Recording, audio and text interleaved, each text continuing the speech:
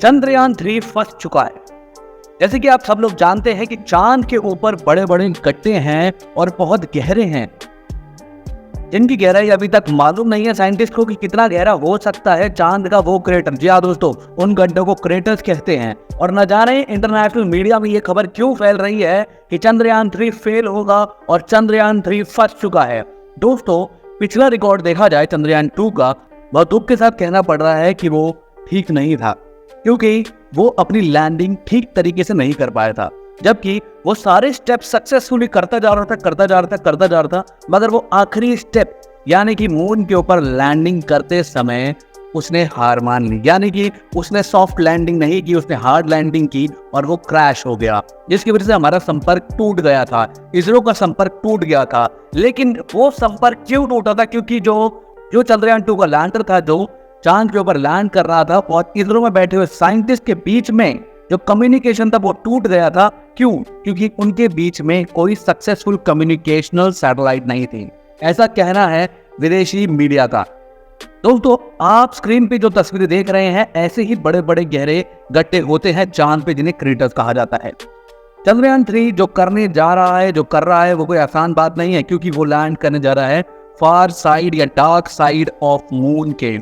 America ने कई बार अपने अपोलो मिशन करे थे, कई 1, 2, 3, 4 कई गिनती के अपोलो मिशन हैं उसके, लेकिन उसने हमेशा वो अपोलो मिशन जो किया था वो उसने ब्राइट साइड पे, यानी कि नियर साइड कह सकते हैं, वहां पे किया था। यानी कि वो हिस्सा चांद का जो प्रकाशित होता है और जो हमें पृथ्वी से दिखाई देता है, जो हिस्सा चांद का दिखाई नहीं देता है, जहाँ पे बिल्कुल गुप्त अंधेरा है, जिसे डार्क साइड भी कहते हैं, अमेरिका ने और रशिया ने वहां जाने की सोची तक नहीं।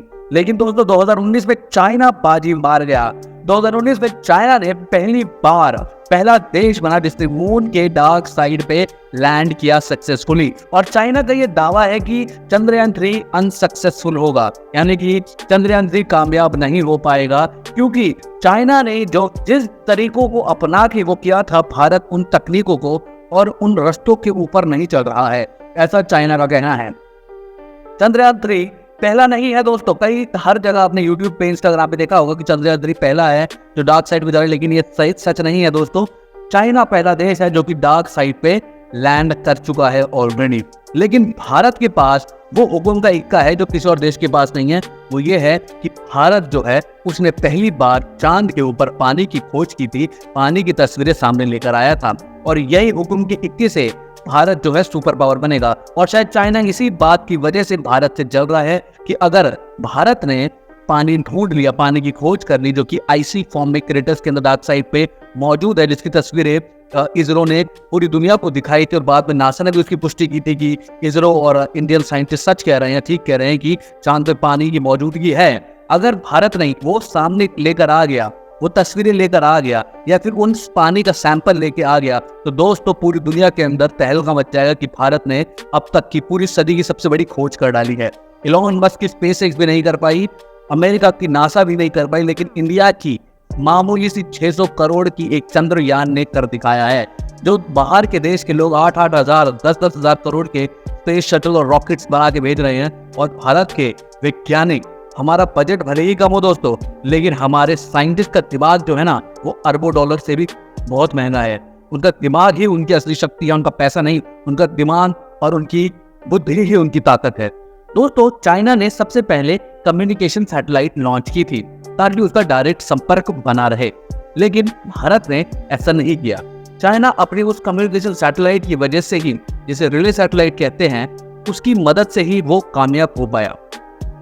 और दोस्तों, एक और फैक्टर है कि अगर आप लैंड करवा रहे हैं मून के ऊपर किसी भी चीज को, किसी भी रॉकेट को, किसी भी स्पेस शटल को, जैसे हमारा जो है वो लैंडर विक्रम है, वो लैंड होगा, तो उसकी अंदर ये काबिलियत होनी चाहिए कि वो ऑटोमेटिकली लैंड हो सके, खुद डिसीजन ले सके, उसके अंदर ऐसी एआई मौजूद होनी चाहिए, क्योंकि पृथ्वी के ऊपर से देखना ये असंभव है। तो दोस्तों, इसलिए उस लैंडर के अंदर ऑटोमेटिक क्षमताएं होनी चाहिए, एआई होना चाहिए, ताकि वो खुद चांद की जमीन को, सतह को परख सके कि इस जगह लैंड करना ठीक होगा, इधर क्रेटर्स कम है, क्रेटर गहरा नहीं है, यहाँ पे इतनी धूल नहीं उड़ेगी लैंड करते समय, तभी वो लैंड कर पाएगा, वरना नहीं कर पाएगा। दोस्तों, आपको एक और इन्फॉर्मेशन दे दे कि फेलियर के बाद ही कई सारे देशों ने अपने स्पेस मिशन कामयाब करे हैं। जैसे 1960 में यूएसए और सोवियत ने क्रैश लैंड कराए थे तब सक्सेसफुल हुए, कई बार क्रैश लैंड करे तब सक्सेसफुल हुए। और 2019 में विक्रम जो हमारा स्पेस क्राफ्ट गया था चंद्रयान 2 का, उसने भी हार्ड लैंडिंग की थी और वो फेल हुआ। और कुछ ही समय इजराइल का भी एक मिशन था जो चांद पे लैंड करने की कोशिश कर रहा था, बल्कि वो तो ब्राइट साइड पे नियर साइड पे ही कर रहा था, तभी भी वो फेल हो गया। 2023 की अप्रैल में जापान ने भी अपना हकुटो आर मिशन चांद के ऊपर लॉन्च किया था और वो भी फेल हो गया था।